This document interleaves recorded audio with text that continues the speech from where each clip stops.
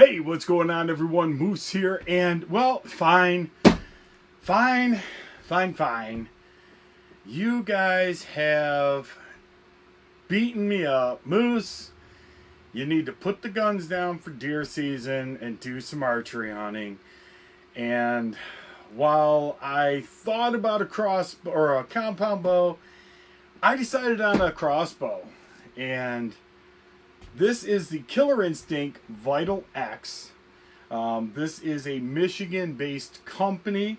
However, the crossbow itself, I believe, is made in Taiwan. But I'm all for supporting Michigan businesses. And that leads me to the working with my local bait store, which is where I got this from. That is the Minnow Bucket in St. Helens, Michigan, and you guys can check them out. They have social medias and all kinds of stuff, so if you're ever up in this neck of the woods, definitely check them out. Bunch of great guys, and you won't be sorry. They carry a great selection of a lot of stuff. So these guys actually gave this to me for the hunting season. I am going to return this when the season's over. And if you're interested in this exact crossbow, drop a comment down below and we can add you to a list. And if you're interested, it can be yours when it's over. I'm assuming for a little bit of a discount, considering it'll be used and have blood on its hands from whacking deer. But anyway, enough of that. So listen, I definitely want you guys to check this out. Stick around. I'm going to be right back, and we're going to show you guys the bow after I've put it together. All right, so here we have it. This is the Killer Instinct Vital X. I believe that this shoots 405 feet per second. And I'm going to give you guys my initial thoughts on this specific crossbow, and then I'll go over all the other stuff that came with it along the way. So initial thoughts. It does not come assembled. Yes, the limbs are already strung. Basically, you just have to put the limbs onto the stock itself, mount the scope, and then mount the quiver, as well as the foot stirrup for cocking the crossbow. And it was more difficult than I would have liked to have seen. The directions are very all over the place. Not horrible, but I did resort to checking out YouTube videos on how to install this to get a better understanding before I went ahead and started putting things together. It was very difficult to mount the limbs to the stock itself. It kind of just, I don't know, it's very difficult to just kind of mount together, and it is what it is. I mean, it took every bit of myself to put them together. So just keep that in mind. Does it mean that it's not a good crossbow? No, that's not what I'm trying to say. I'm just simply saying that it takes a little bit of effort. So I would suggest, if you're going to pick one of these up, pick it up from a shop that actually works on these and have them assemble it for you. It just might save you just a little bit of frustration. Like I said, the directions were a little unclear, but nothing that you couldn't go back here to YouTube and find an answer for. All of the nuts and bolts to put this together were standard, except for the scope.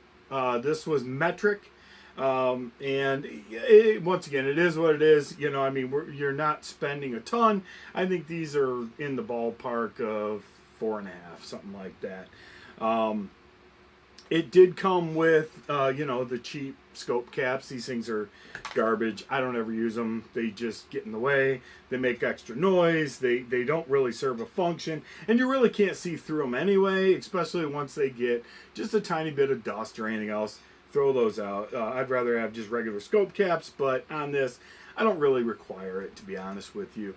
It did come with a cocking rope. I have not cocked the bow, as you can tell. It's never been used. It's never been set up or anything like that. It did come with 3 field points as well as 3 of their carbon arrows. These are the Hyper 20-inch carbon arrows. I did request 2 extras so that I could actually practice with these extras as well as use the extras to decock, as I did notice that I do not see a decock function on this crossbow. Is there a way to decock it? I'm sure if you use the handle and you play the game, I guess, and try to figure it out, but it doesn't clearly state that in the instructions, so I'm not going to do that. I'm going to bring my target along with me every time I go out hunting, which is totally fine, and then just one of these just to shoot a field point, just to decock the bow. So that's where we are with that. I know that the quiver can be adjusted to bring that back. I simply put it together exactly how it came in the box itself. The scope, very subpar in my opinion. Will it work? Yes. And for this price point, I can't really point the finger and go, you gave us a garbage scope, because some of their more expensive, higher end crossbows do come with better scopes, which I think, you know, especially the ones with the speed rings on them. This does not have a speed ring, so if you're looking for a speed ring, you're probably going to find yourself buying a different scope. But is this going to be enough for me to zero it at 20 yards and then use the granulations? I'll try to stick a picture of what the inside of the scope looks somewhere over here. Yes, I do believe that. This does have a anti-dry fire mechanism, which we may just check that out. I don't know how I can safely do it unless I just rig this thing up and stand back and try to pull the trigger with a rope. But I would like to know, in fact, does it actually work? I don't know, and I don't want to shoot the bow dry while I'm just out in the field. It's bad enough that we're shooting super lightweight arrows or bolts through a crossbow that basically is like dry firing the bow. So either way. But nonetheless, I truly believe that it's going to be fine. I've seen a lot of videos on this. I really, truly do appreciate the fact that it is a Michigan-based company, and I think that we're going to have no problem taking a buck or a doe or a couple of does with this in this early archery season. And I don't mean early as far as like beforehand. I just mean it's early in the year. I wish that this butt pad was a little more adjustable. I felt that it's okay. It is okay. But it would be nice if you could move it back maybe another inch. And I'm an average sized adult, so well, average arm length, things like that. So for somebody that's going to be taller, I think you're really going to struggle with this. You're going to find yourself kind of scrunched up on it, which it is what it is. They do make a crossbow. I don't remember which version it is that does have an adjustable buttstock, and I would probably point you more towards that than I would this Vital X. Other than that, it's very comfortable. The grip down here is very comfortable. The grip here, I mean, it's almost irrelevant anyway, because I'm not doing what you would think, right? I do appreciate the closeness of the cams themselves. I think this is like somewhere around 11 inches. Don't quote me on the numbers. I'm just saying it's a roughly 11, and it does compact down to 6 3/4 inches at cock, which I do know because I just watched their video on this. I just don't remember the outside dimensions. They do have the little buffers in here so that you can silence it a little bit more. It is relatively quiet. From what I've seen on video of people shooting them, it's super quiet enough. Certainly not going to you know, make a ton of noise, things like that. One thing is, with all crossbows, I do appreciate this plate here. That is to keep your fingers from getting snapped by that string, because I do assure you that if in fact any part of your body is along this rail when that string lets go, that part of your body will no longer exist. It will tear it off. It will break bones. It will destroy any flesh that comes in contact with it. So they do put this ramp in here. I would highly recommend that you get very comfortable and used to holding your crossbow, making sure that when you fire this, that you do it in a very safe way. They do make a couple of other options in this that are lower end. They have the wider limbs, but I wanted something a little more compact for shooting inside of my ground blind, as I do a lot of that. They do include this flight rail lube. This is not string lube. This lube is to lubricate this flight rail so that when this string flies down here, it meets little or no resistance and doesn't wear the string out. They do recommend using this about every 5 shots. I have not put it on here yet because I have not shot, but you can rest assured that I will be carrying this with me. The one other nice thing that I wish they would have thought about, because it would have been cool, is to make like a little holder back here to actually snap that in so that you always have this with you when you're out in the field. You know, there's the grip, but it's not wide enough. I already looked into that. You know, I've thought about trying to make something up just to kind of attach this so I don't lose it. I guess just put it in your hunting gear coat so that you always have it with you. Other than that, that is going to be the bow. It does come with a set of instructions, and like I said, you know, it does talk about, you know, stuff, and you know, and it's just very generic. And then they make another set of instructions. I don't know what language that is. I speak English. I'm sorry. I'm not trying to be anything. I'm just simply saying I don't know. And then the rifle scope comes with instructions. Now, this is not a rifle. It's a crossbow, which I really wish they would have sat more with a little bit. I think they could have done better, like I said, on the scope. Honestly, for the money, I don't think it would have been a far stretch to step up to a more well-known brand of crossbow scope and still had a good you know, amount.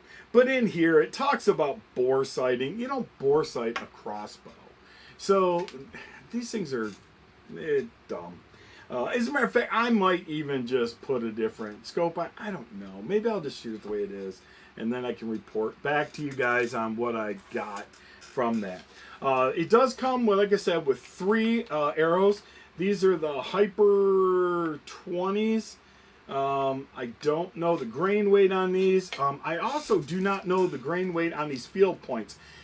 I did choose to go with 125 grain broadheads, and that's by the advice of a good friend of mine who lives up here with me, Drew, who is the epitome of archery hunting.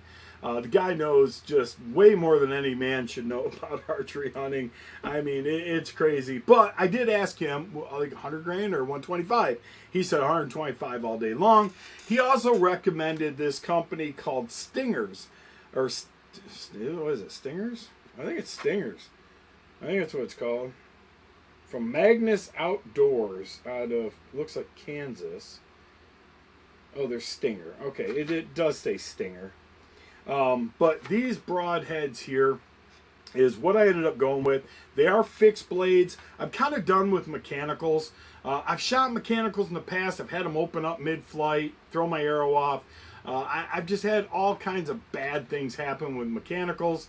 You know, I mean, I get it, man. Everybody's got their own opinion, and I mean, obviously, you can use what you want, but I really do enjoy a good fixed blade. And these things are absolutely gnarly. I will try to show you guys one real quick here. Hopefully I don't whack my finger, because that's what we need is a trip to the emergency room today. But if you guys can see that, I'll try to focus on that. They are serrated blades. I'll put a close-up too up here. But man, these things are absolutely gnarly as all get up. Now, it did not come with a broadhead wrench, which in the past I've always had. Well, I thought I did anyway. Remembered my broadheads getting a wrench to install them, and but man, I don't know, man. I'm nervous. I'll talk to my buddy and get his wrench.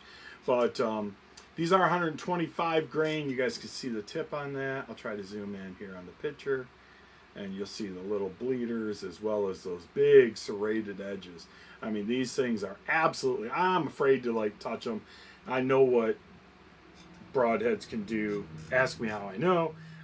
Hey, sorry to interrupt this, but I do want to focus on the fact these have a lifetime guarantee replacement. If you bend one of these or break one of these, you contact the company, they fix it. But they do actually, let's see, I'm sure they're going to fit in here just fine. If I push that in, kind of lock it into that one. Come on. I'm trying to do this while I'm not really looking at it. But either way, we'll get it in there when I'm not contorted in the wrong direction. But this is what I'm going to use, except I'm going to use the red ones back here.